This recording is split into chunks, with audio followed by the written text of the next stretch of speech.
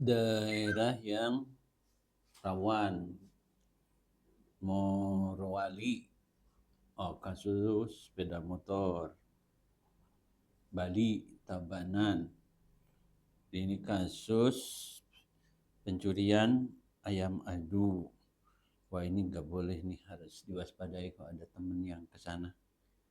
Kemudian cuman 2 gitu yang lagi viral. Wak, jangan salah, Bandung juga lagi rame sekarang teh. Bukan hanya Morowali, jauh-jauh Morowali. Kita berbicara Bandung juga sama, sekarang lagi rame. Begal ini. Saya lagi nun teh viral sehingga saya teh nanti mun aya teman atau saudara waspada jangan ke daerah situ, jangan ke Morowali. Jangan-jangan orang luar juga bilang begitu, jangan ke Bandung. Mungkin Nanti dibegal. Oh rame oke di Bandung. Wih rame. Sebelumnya Soekarno-Hatta. Soekarno-Hatta itu kan jalan rame. 24 jam itu. Tapi terjadi. Begal kan biasanya identiknya di tempat sunyi ya, sepi ya. Ini Soekarno-Hatta. Soekarno-Hatta itu kan jalur bypass rame lah terjadi di situ. Terus di Arca Manik. Arca Manik memang agak pinggir, tapi juga rame, Pak. Iya. Terus kemudian di Ibrahim Aji. Itu juga rame itu. Perempatan banget itu. Betul. Lalu terakhir di apa namanya? BKR. Sesunyi-sunyinya Bandung, kota, Wak. Makanya mah mikir teh ayo mah hoak soalnya Bandung ya, itu. Kalau kampung katakan gitu ya. Jauh dari jangkauan orang, jauh dari jangkauan keamanan, misalkan aparat segala macam. Leuweung, hutan. Baheula mah alas roban. Gitu kan. Pokoknya jualan teh. Wah gitu. Bandung kan kota yang nggak pernah mati istilahnya. Betul, 24 jam. Kok bisa terjadi seperti itu? Kriminal. Katanya BKR yang di BKR itu malah siang hari ya? Apa sore ya? Yang ini, iya di BKR sebelum Isya. Sebelum Isya coba. Artinya kan itu tuh fase-fase orang pulang kerja gitu. Ya, dan BKR itu memang tempat lewatnya orang-orang yang pulang kerja. Gitu. Kok bisa gitu terjadi seperti itu? Dan celakanya begal itu gitu ya, yang dirampas itu satu motor. Ya. Begal itu bukan hanya ngebegal orang yang lewat gitu. Motor, begal terhadap motor. Terus bukan hanya motor, harta yang lainnya diambil. Dan si pembegalnya ini biasanya membuat sajam. Dan mereka tidak sendiri, berkelompok gitu. Berarti si korban kalau melakukan perlawanan, enggak bisa dia. Gimana? Dia akan melakukan dipepet itu, dipepet, mereka itu dipepet, lalu kemudian diancam dengan sajam gitu. Kalau memang ngelawan, memang mereka melakukan. Iya, mereka kan sudah dengan sajam kita melawan, mereka bisa melakukan apapun dengan sajam. Mungkin itu yang membuat Gubernur Jawa Barat itu bikin sayembara. Naon sayembara teh? Naon sayembara teh? Lomba barang siapa yang menangkap begal, berhasil menangkap begal, kumaha pan begalna ge banyakan gitu. Barang siapa tuh kan berarti ini teh seruan ke individu atau ke kelompok. Tapi yang namanya penguasa kayak gitu kan langsung ada nggak tahu atau benar ya. Itu langsung direspon sama Polda.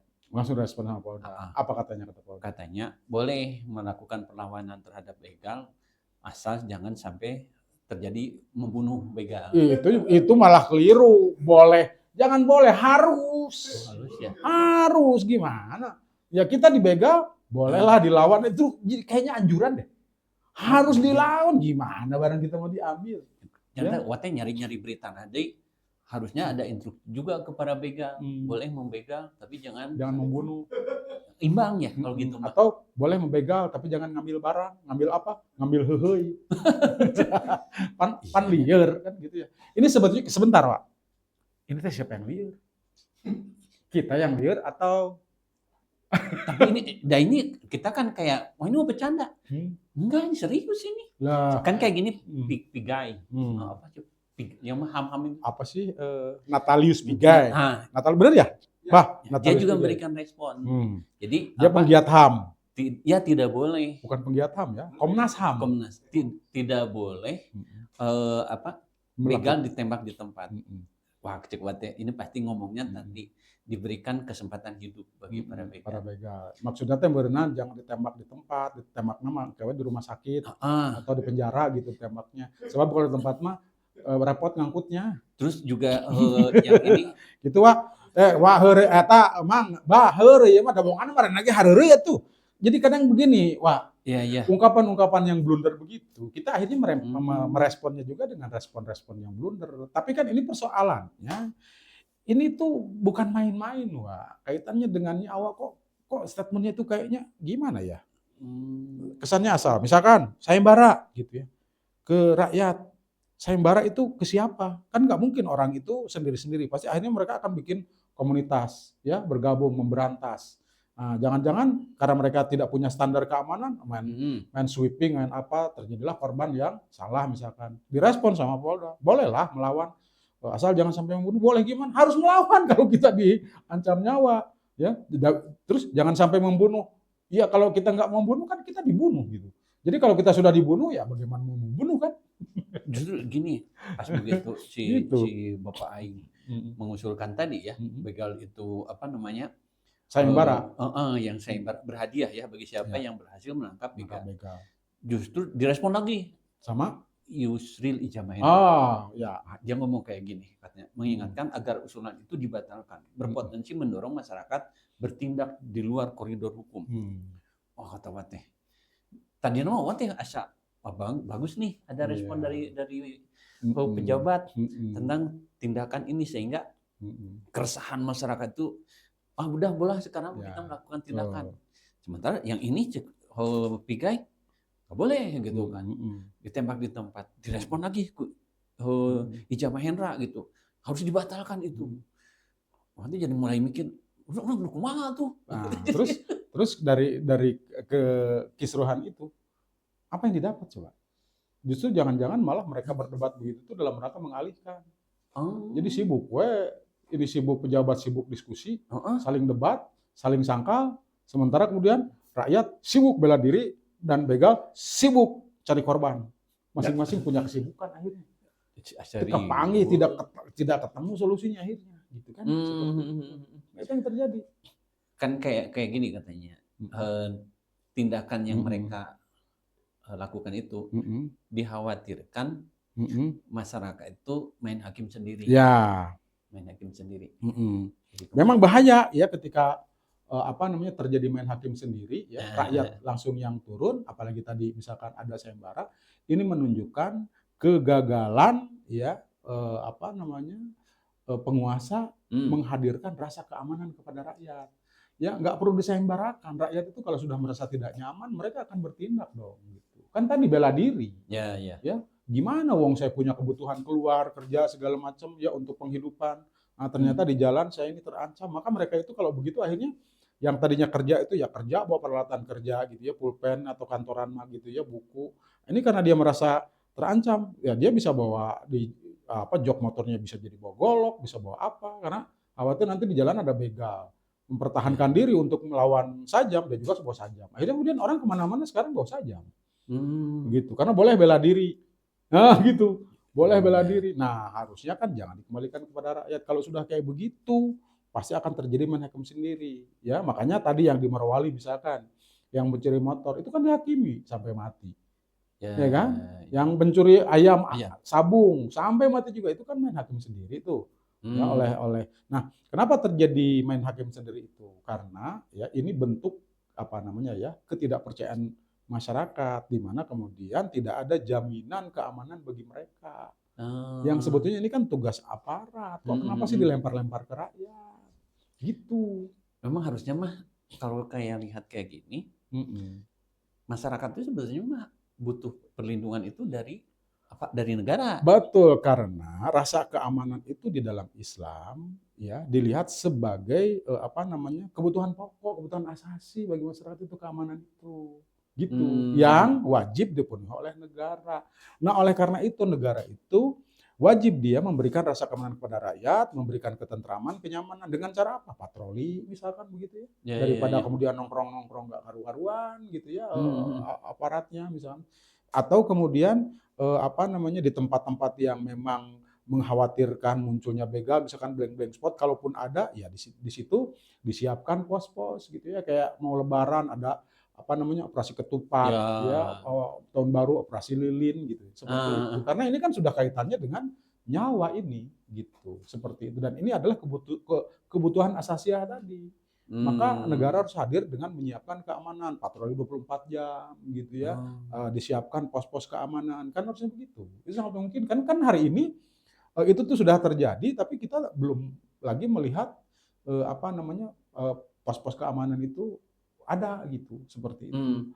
Bahwa patroli ada, oke lah, tapi kan ya bisa jadi lagi patroli di daerah A, kejadiannya di daerah B. Ya. Gitu kan, ternyambung kejadiannya. Jaka Sembung main gitar, ternyambung. Atau keterbatasan, bukan keterbatasan aparat, aparat mah banyak ya. Banyak. Rekrutmen juga hampir tiap tahun. Cukup sebetulnya. Tadi Bandung ini kecil, ya, kecil. Taruhlah tadi ya, daerah-daerah yang blind spot tadi katakanlah gitu ya, yang jalur cepat, yang mungkin minim penduduk karena di situ katakanlah daerah-daerah pertokoan yang kalau malam itu tutup, tapi itu masih dilalui orang. Ya tinggal di situ saja kan, tidak harus di semua titik. Bisa jadi di situ 2 gitu yang jaga misalkan, atau polisi mah 1 orang juga ditakutin bawa bedil. Dia bawa celurit, ini bawa pistol, gimana coba? Ya kan? Nah, gitu ditakutin. Nah, itu sebetulnya. Tadi nama namun can ngobrol jeung ngomong mah Jogja bagus juga nih kebijakan negara. Di Bandung itu ada slogan tadi, warga jaga warga. Jaga warga. Jadi warga yang satu saling menjaga dengan warga yang lainnya. Ya. Nah, ini bagus nih. Tapi pas dijelaskan mah, terus nanti aparat di mana kalau jaga ya, warga? Kan sebetulnya kalau jaga warga itu apa sih sebetulnya maksudnya? Lah kita saling tetangga itu saling tolong menolong, saling menjaga, nggak perlu diinstruksi, nggak perlu diminta juga, itu kita sudah lakukan itu. Misalkan ada tetangga kita yang sakit, masa mau kita biarkan? Kita bantulah gitu ya, seperti itu. Terus kemudian ada begal tadi, lah kalau kita tahu kan akhirnya masyarakat turun semua, saling jaga warga itu, begalnya dikeroyok rame-rame mati. Nah, hakim sendiri lagi. Jadi yang menjaga itu ya jangan warga. Tadi kata Prof Yusril, kalau dikembalikan kepada rakyat, rentan main hakim sendiri. Kenapa? Ya, padahal sebetulnya bukan main hakim sendiri, itu main hakim rame-rame, karena banyak-banyak kan? Lain sendiri kan? Benar tuh, Bah? Kalau main hakim sendiri gimana? Main hakim rame-rame kok. Nah, gitu ya, seperti itu. Ketika dikembalikan kepada rakyat. Bagaimana kemudian agar tidak main hakim sendiri? Ya, kembalikan ke penegak hukum, gitu. Fungsikan itu mereka itu. Nah, gitu loh. Ya makanya tadi Wati ngahulna mikir tadi di sisi lain, wah ini bagus nih, warga jaga warga. Kalau ada yang begal, tolongin. Pas begitu ditolongin, muncul lagi, jangan main hakim sendiri. Terus serahkan semuanya kepada aparat. Aparatnya sebetulnya ada, Wak, ada. Kan gini, di setiap kecamatan itu kan ada yang namanya polsek. Iya kan? Nah gitu. Nah, polsek ini covered area keamanan itu kecamatan. Dia itu lebih paham area wilayahnya itu. Iya kan? Karena dia penguasa di situ, penguasa keamanan di situ. Makanya secara logika dia itu harus bisa memetakan wilayahnya, mana yang rawan, mana yang tidak. Gitu kan? Nah, ini kok nyuruh-nyuruh ke kita itu gimana? Itu kan bukan wilayah kita, gitu. Harusnya kan begitu. Nah, pertanyaan sekarang, apa yang sudah dilakukan oleh Polsek untuk memetakan wilayahnya, mana yang rawan, mana yang tidak? Yang rawan itu yang kemudian harus dipastikan keamanannya, gitu. Apalagi sekarang ada program, kalau di desa ada Babinsa, ada Babin Kamtibmas. Ya kan seperti itu. Coba. Terus sekarang ada lagi polisi, kemarin itu sempat ada, nggak tahu nih, sekarang masih dirasakan nggak, polisi RW. Coba gitu ya, yang dia datang dengan ke RW gitu. Iya. Sebetulnya bisa, wah ini sebetulnya jangan sampai kemudian hanya sekedar istilahnya mah tatakis gitu, menangkis tanggung jawab. Buktinya untuk sensus ekonomi aja ke setiap rumah bisa kok. Tapi nggak rumah, wah didatangin, itu aja bisa. Lah ini mah nggak rumah, nggak tiap jalan, masa nggak bisa sih? Iya kan? Ini mah nggak rumah didatangin bisa. Makanya kemarin teh pas bingung gitu, pas ayat tulisan keamanan itu hak dasar bagi semua warga. Betul. Tapi di situ teh di dalam Islam, ciksan teh. Karek mah kayaknya berenda orang yang umat Islamnya. Ya. Di dalam Islam itu keamanan itu sejajar dengan pangan. Nah, dina surat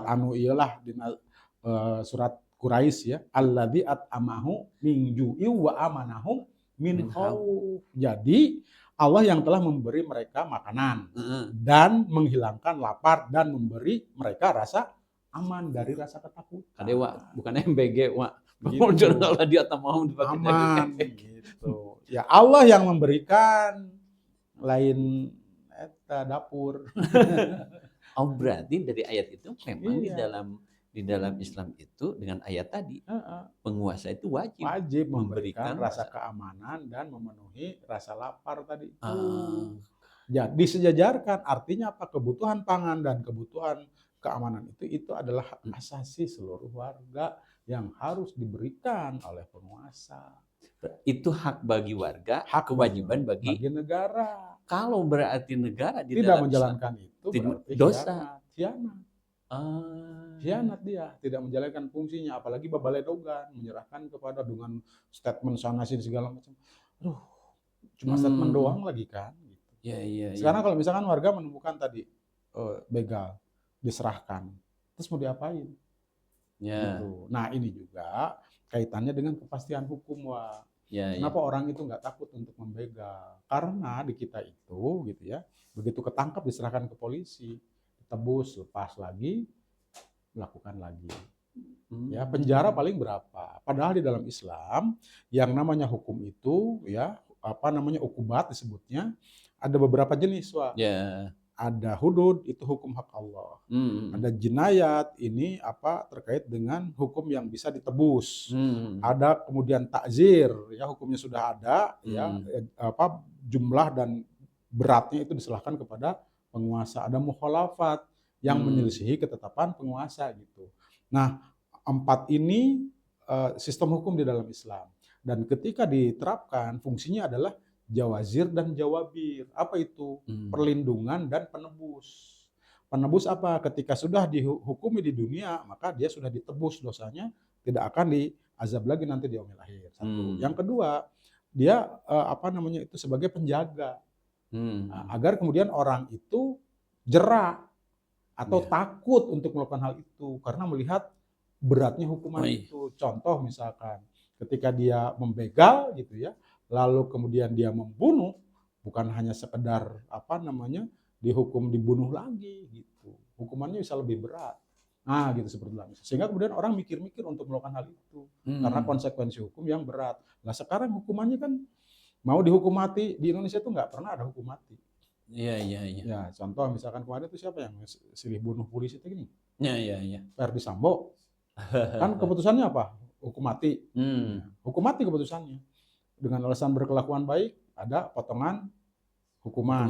Jadi tidak hukuman mati seumur hidup. Dalam perjalanan baik lagi, dikurangin lagi. Jadi 15 tahun. Itu kan gitu. Masa tervonis hukum mati dia bisa kuliah? Ya, jadi di kita tuh nggak pernah ada itu. Jadi orang nggak pernah jera, Pak. Ya. Berarti tadi memang apa? Main hakim sendiri juga itu bahaya. Tapi tadi begitu dengan Islam itu dengan sendirinya akan ada dua tadi efek jerahnya itu, efek jerah gitu dan kan? penebusan. Ah. Dan juga sebetulnya hakim sendiri itu juga bukti bahwa ketidakhadiran negara. Gitu, hakim sendiri. Karena kalau negara memastikan keamanan, rakyat nggak akan turun dong. Iya. Nggak ada kepastian. Kenapa mereka main hakim sendiri? Kalaupun misalkan ada negara hukum tadi, sanksinya nggak jelas. Maka tidak memberikan kepuasan bagi rakyat itu. Yang berdampak ya kepuasan keamanan tadi itu. Geus kieu cara nama. Ku aing we cenah. Gitulah. Kurang lebih kalau kata orang Sunda mah gitu. Kan kayak gini ya. Wagi juga anehna kok apa? Asa akhir-akhir ini si marak begal itu. Kuatnya di pikiran. Memang waktu dulu kan kita pernah yang bikin ngobrol teh ya di Wanoh ini tentang PHK dulu. Karena kita betul. Terus kenaikan BBM. Walaupun misalkan ada satu BBM yang tidak naik, tapi kan pertama sudah naik. Ya. Sehingga orang itu apa namanya dengan kenaikan BBM berefek ke mana-mana. Terus dengan daya beli, dengan adanya MBG, harga bahan pokok kacau jadi naik, gitu kan. Sehingga orang itu untuk membeli bahan pokok aja susah. Iya. Tambah lagi efeknya ke PHK. Dulu pernah diobrol juga karena PHK. Betul. banyak yang nganggur. Eta gitu akar masalah. Jadi sebetulnya kalau ditanya apa sih penyebab tingkat kriminalitas itu menjadi tinggi gitu ya. Ini juga ada dampaknya dengan tadi ekonomi yang berat. Kenapa sih orang ngebegal? Karena dia kan butuh duit. Dan itu adalah cara yang tercepat menghasilkan duit besar gitu, seperti itu. PHK iya, cari kerja susah, barang-barang nggak jelas, MBG itu bukan solusi, malah menjadi masalah baru. Kenapa? Karena MBG ini akhirnya seperti monopoli gitu. Dia membeli barang-barang itu dengan sistem borong gitu ya, sehingga menyebabkan stok pasar itu terbatas. Sehingga orang-orang yang rumah tangga atau kemudian toko-toko usaha kecil masyarakat ketika mau membeli itu sudah habis diborong sama dapur MBG. Ya, kalaupun ada harganya mahal. Nah, ini kan semakin mempersulit. Akhirnya anak-anak di sekolah yang biasanya jajan ke warung, ya nggak lagi jajan ke warung. Satu, sudah terpenuhi di MBG. Yang kedua, akhirnya tidak jajan di warung, warung juga mau jualan, bahan bakunya mahal. Gitu. Nah, maka kepastian ekonomi, makanya tadi kan, keamanan dengan kebutuhan pokok itu sejajar. Gitu. Nah, tingkat kriminalitas ini terjadi karena tadi himpitan ekonomi yang luar biasa. Gitu. Jadi ada istilah kalau begitu banyak kejahatan itu terjadi, yang satu karena ada niat, yang kedua ada kesempatan, yang ketiga ada kelaparan. Eta gitu. Lapar, Wak. Betul. Ya pasti kan kayak gini. Berarti jadi kemana-mana ya efek dari begal itu. Ya. Ternyata itu ada keterkaitan dengan ekonomi. Ekonomi yang susah. Ya kata orang lama, itu sudah sistemik. Bahasa sistemik. Betul, karena pakuat pakait. Saling berhubungan. Ketika sebuah sistemik itu diurainya juga susah, karena ini kan secara keseluruhan. Nah, pasti biasanya kan kalau di Wana tuh ada masalah, ada solusi. Masalahnya sistemik, solusinya sistemik. Ya. Coba mangkum. Kalau di dalam Islam istilahnya apa? Kullu da'in dawa'un. Setiap penyakit itu ada obatnya. Nah, maka satu ya, di dalam Islam itu dipahami bahwa ya Allah itu sudah menyiapkan rezeki. Bukan hanya manusia, seluruh makhluk hidup itu sudah disiapkan rezekinya oleh Allah Subhanahu wa taala. Gitu. Nah, maka kehadiran negara itu untuk memastikan bagaimana rezeki yang sudah tersedia ini terdistribusi dengan baik kepada seluruh masyarakat yang membutuhkan. Tidak boleh ada monopoli dengan alasan kemampuan atau kemudian daya beli yang tinggi sehingga dia mampu memborong, membeli banyak segala macam gitu, sehingga menyebabkan stok barang itu terbatas di pasaran. Numpuklah di seseorang, makanya nggak boleh monopoli ini ketika kaitannya dengan kebutuhan dasar, kebutuhan pokok bagi masyarakat. Nah, negara itu harus hadir memastikan semua distribusi ini bisa sampai kepada masyarakat. Dan ini sangat mungkin di Indonesia. Sumber daya alamnya, Pak Mahfud MD itu sempat bilang, seandainya Indonesia ini pengelolaan batu baranya saja, baru dari batu bara, belum emas, nikel, gas, hutan, mutiara, ikan, dan segala macam masih banyak. Ini baru dari batu bara. Kalau dikelola dengan benar, tanpa ada korupsi, dikelola oleh negara, dikembalikan kepada rakyat, maka seluruh rakyat Indonesia dari mulai yang baru lahir sampai yang sakaratul maut, itu bisa digaji per orang 20 juta. Itu kata Pak Mahfud MD. Itu baru dari batu bara. Tinggal moyan, Mbak. Nah, makanya kan tadi rezeki itu sudah tersedia. Belum lagi yang lain gitu loh. Belum lagi yang lain. Ya. Nah, seperti itu. Di pesisir Laut Selatan itu biji besi coba luar biasa. Dikeruk dibawa ke Singapura. Ini gimana? Dari situ aja berarti standar kebutuhan itu sudah terpenuhi. Sudah terpenuhi. Sebagaimana janji Allah, rezeki itu nyampak ada, tinggal dipastikan distribusinya. Nah, persoalan sekarang kan sumber daya yang dimiliki oleh Indonesia itu diberikan ke swasta. Ya, dikelola oleh swasta untuk memperkaya diri mereka sendiri. Lalu kemudian ke negara dijatah, diberi sekian persen, itu pun juga tidak sampai kepada rakyat, ya dipakai untuk bayar hutang lah, gitu ya, seperti itu, dikorupsi juga, ya buktinya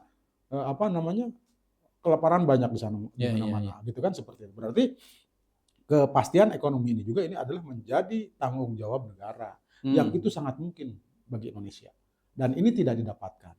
Nah, maka terjadilah tadi kesulitan hidup, tambah lagi kalau kata orang Sunda mah katurung katutu sudah jatuh tertimpa tangga, ya tertimpa genteng, tersiram cat, wah udah habis digigit.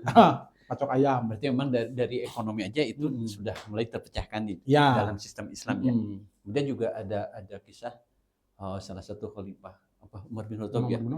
Itu untuk memastikan masyarakatnya itu aman dari kejahatan. Betul. Dia patroli. Dia patroli terus sampai begini. Seorang muslimah berjalan sendiri di tengah malam itu aman. Gitu. Saking amannya. Dia berani, saking amannya. Lah ini kita laki-laki gitu ya. Di tempat terang. Pakai motor oge, dipepet juga gitu. Kayak kemarin apa lagi?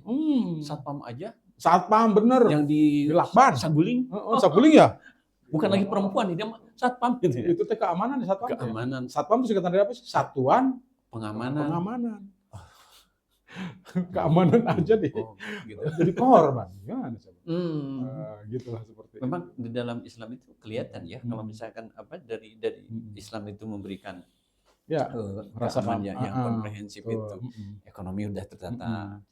Tanggung jawab. Kan kalau begitu khalifahnya yang patroli, banyak anak buahnya cari cing. Ya, betul. Pasti turun. Gitu. Dan gini, Wak. Apa sih penyebab orang melakukan kriminal itu? Coba. Kan rata-rata itu karena kebutuhan. Nyopet, udah butuh duit. Coba kalau dia punya duit, ngapain nyopet? Ya kan? Mencuri, kalau dia punya, ngapain nyuri?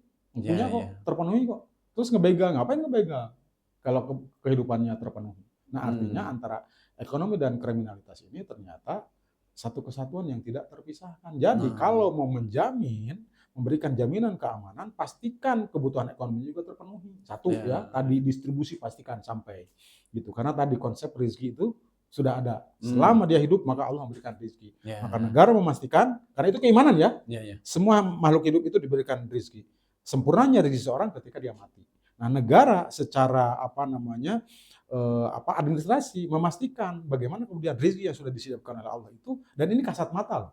Ada kan kebutuhan kita itu sampai terdistribusi dengan baik, dikawal oleh negara, tidak numpuk di sebagian pihak.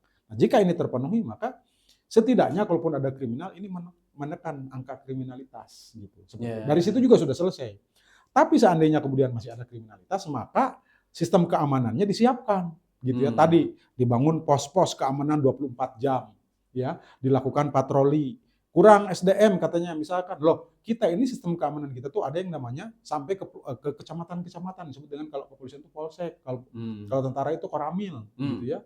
Bahkan kemudian ada di level desa itu ada Babin Kamtibmas atau apa sih namanya, begitulah.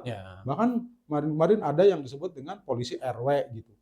Sebetulnya bisa gitu. Ini kan masalah pengaturan aja sebenarnya. Kayak tadi, sumber kekayaan kita tuh ada, masalah pengaturan. Sistem keamanan kita juga punya, masalah pengaturan gitu. SDM ada, masalah pengaturan. Nah, kenapa jadi babaledogan, lempar-lemparan gitu. Berarti memang ketika semua itu akan sempurna dan keamanan itu akan ada ketika tadi sistemnya adalah ini Islam. Kan makanya tadi gua bilang memang ini problem sistemik gitu. Sistemnya memang ketika dibentuk itu tidak dalam rangka ya mengabdi kepada rakyat. Tapi ketika penguasa ini naik, karena biaya kampanye juga mahal tuh, biaya kampanye itu mahal, sehingga untuk mereka memenuhi kebutuhan biaya kampanye itu mereka harus ngamprah ke pengusaha. Nah, pengusaha mengeluarkan dana bagi orang yang dipastikan memberikan dukungan terhadap usahanya, baru dia ngasih. Nanti setelah terpilih, ya gimana membalikan balas jasa, balas budi. Padahal belum tentu budi yang melakukan, kenapa budi yang dibalas? Coba, balas budi, karunya si budi. Kayak sahabat-sahabat mana itu kayak gitu. Jadi waktu bingung, makanya uang, ya dengan situasi hari ini, yuk jaga diri kita masing-masing. Teman-teman mah bisa, yuk kita perjuangkan sistem yang berikan keimanan. Mau begitu kan ya? Iya, makanya kalau kita melihat hari ini, kita harus cari solusi. Solusi itu harus solutif. Gimana solutif itu? Solutif itu berarti kita kembali kepada aturan yang paripurna, yang sempurna. Aturan siapa? Aturan yang datang dari yang maha sempurna, yang telah menciptakan kita, yang mengetahui kelebihan dan kekurangan kita. Siapa dia? Allah Subhanahu wa Ta'ala. Tanpa aturan itu, atau aturan yang dibuat oleh manusia itu pasti aturan yang berpihak. Atau bahkan kemudian tadi, makanya muncul pihak ini saling bela, saling serang, saling menguatkan, saling melemahkan. Karena memang aturan manusia itu penuh dengan kepentingan HAM, kepentingan apa ini segala macam. Kalau Islam Tidak ada kepentingan kepada individu. Oh. Ini murni dalam rangka takwallah. Sahabat Tono masih ragu dengan sistem Islam? Masa sih? Itu aja mungkin. Iya, ragu sama sistem Islam. Maut. Nuhun Mang, aduh saya waktu jadi nama aya kebuka. Gitu. Jadi rada semangat ini kali ya. Aduh, tinggal ya. Ayo Bah. Ditampi bahnya ya. Assalamualaikum. Waalaikumsalam warahmatullahi wabarakatuh.